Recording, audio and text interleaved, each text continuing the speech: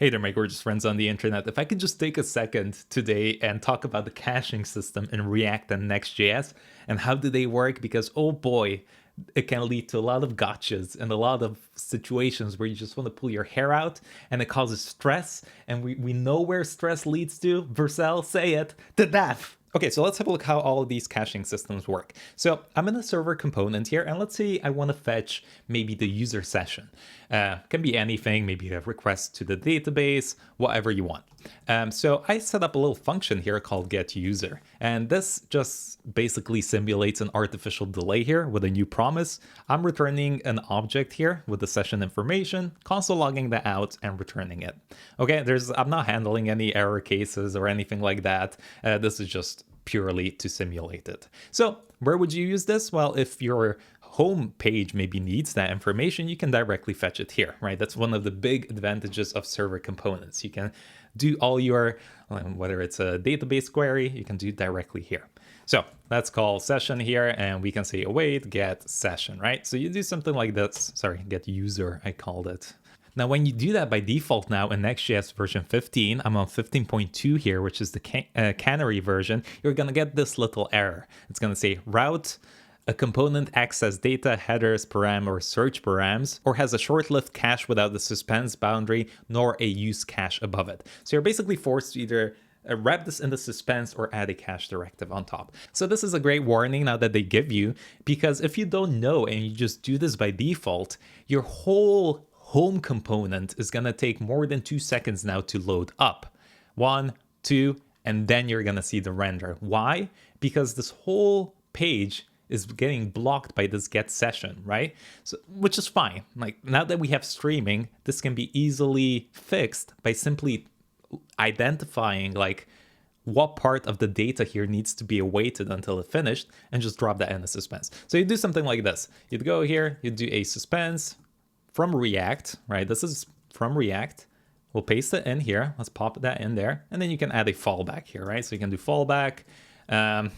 We'll just render out like another p tag here saying loading, right? And now, so this doesn't block anything. We can basically remove this from here and the get session from here, and instead make something like this, a user dashboard.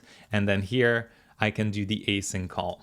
So in this case, the user dashboard is the only one that needs that session. So we're passing it here. And now instead of rendering the p tag, we'll just drop this user dashboard inside the suspense. Okay, and now what you're going to see is that everything else is going to load just fine. So the test there and the link tag here below is going to be perfectly fine. But this is going to go in a loading state until it gets fetched. So if we hit a write here, save, and we do refresh, we should not get that message anymore. And look at that, we get loading. Now, the great thing is the rest of the page instantly loaded, right? That's what we want. And then we just streamed this in. Okay, now here's where cache comes in. Well, I'm doing the user dashboard fetching here, right? But I might also do a fetching here in my layout for my navigation. So imagine that you might have a system where you have a nav here, right?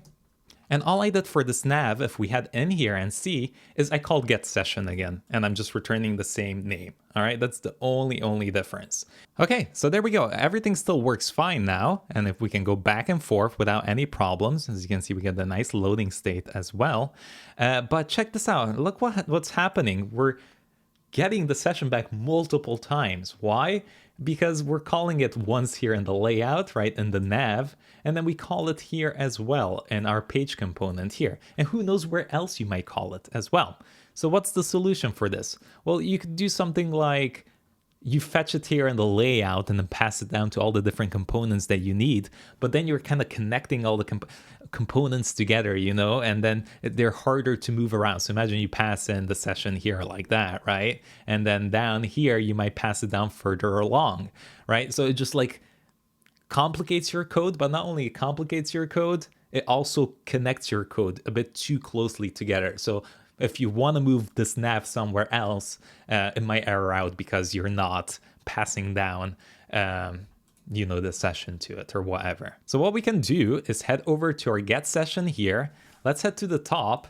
And what we can do is import cache from React. So check this out. Now, if I come here and do a refresh, you're going to see that the session has been only called once. So we fetched it once. And this is the whole idea behind a React cache, is that it works in server components. Okay, this has nothing to do with the client.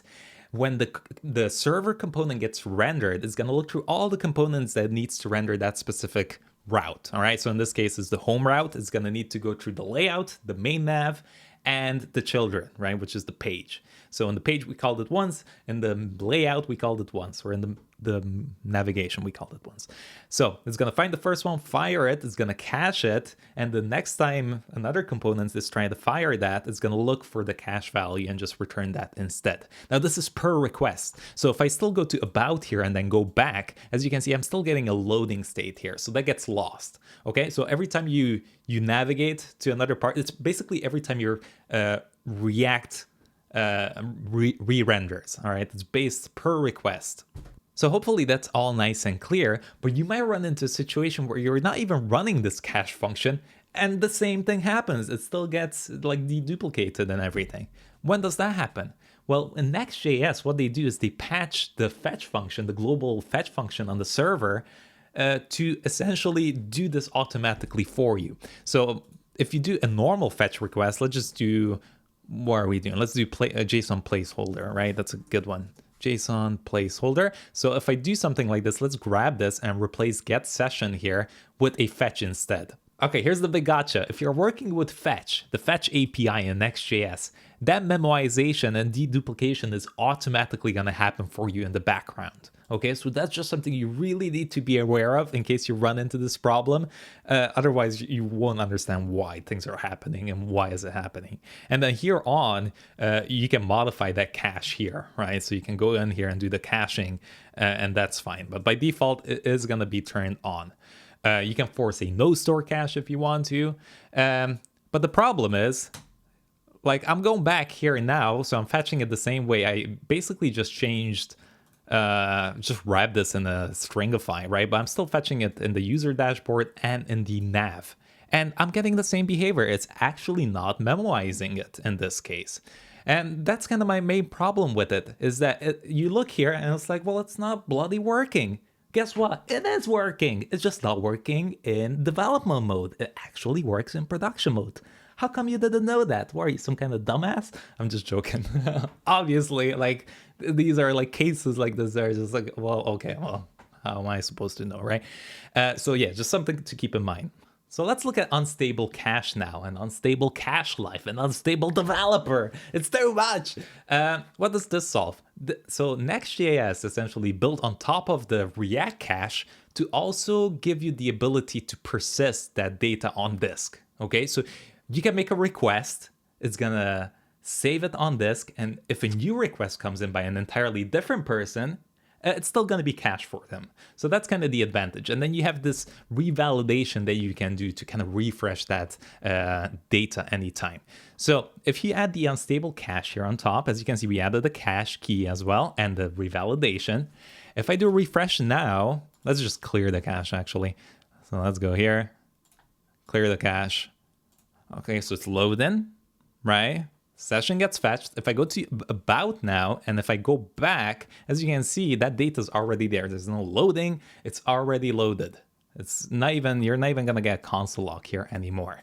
So as you can see now, even if I refresh a bunch of times, I'm not getting any of that messages down here. And then when that 15-second hits, it's going to revalidate and it's going to refresh again. Okay, so what's the difference between doing it like this and using the use cache directive at the top? Unstable cache still was limited to only caching JSON data, whereas if you add the use cache directive at the top of the function, it's going to cache the entire thing. Not only that, it also allows you to cache the results of a page component, for example. So all the JSX here, like test and this div, it's going to be able to cache all of that and return it to you straight away. Also do note that the use cache here, this is by Next.js, okay? This is not native to React like use client and use server, all right? So how do you do like validation here? So if we go here and go back, as you can see, the default that they put, I think, is like 15 minutes to this cache, but you can modify that as well with the cache life. So you can go here and do something like cache life, and we can import this from Next.js like that. And then here we can set either minutes, weeks, hours, or seconds. Let's put seconds here, for example, just so I can show you. If we go back here to about and go back here, as you can see, we get the loading state. So it's fetching a new one like that. There we go. But if I change this to minutes, I believe then the revalidation changes to about 15 minutes with an expiration of an hour. So if I go here now and go back, as you can see, everything is still cached. I do appreciate that they add the little cache symbol here at the beginning so you know what's actually going on, but that's how you can modify it.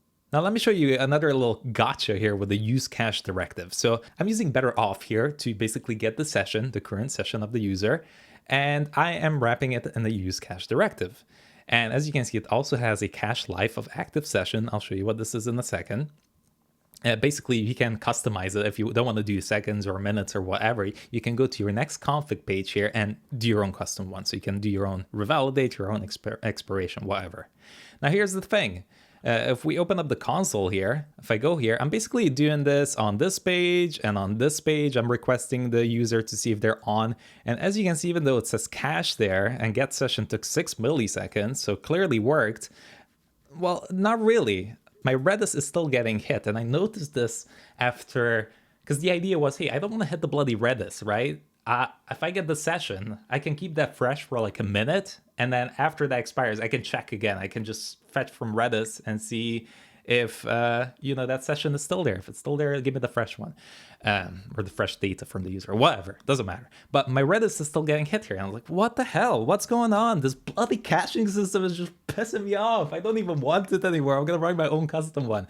Well, it turns out if you're using headers or cookies, or if you're passing down any information here in the parameters, it's not going to cache it anymore. It's just not gonna. So, well, it's not gonna tell you that it's not gonna cache it. It's just not gonna do it. But you can pass it as parameters and everything checks out until it actually doesn't, because it still makes requests. So I'm not sure what the solution here would be for this, because it would be fantastic if I could just simply, have a server function, right? Where I'm doing a GET request, or just like a simple GET request here. I'm literally just fetching my API route here. I want to cache that for a minute. Why is that so complicated? I don't know. If anyone can tell me, let me know. I might be the idiot here, I don't know. I might be the biggest idiot and I'm doing all of this wrong. But I have I'm not surprised that people are having a hard time with cache. So anyway, that's my rant done. Hope you enjoyed this. Just wanted to come up here, give this video a like, a subscribe, and video over.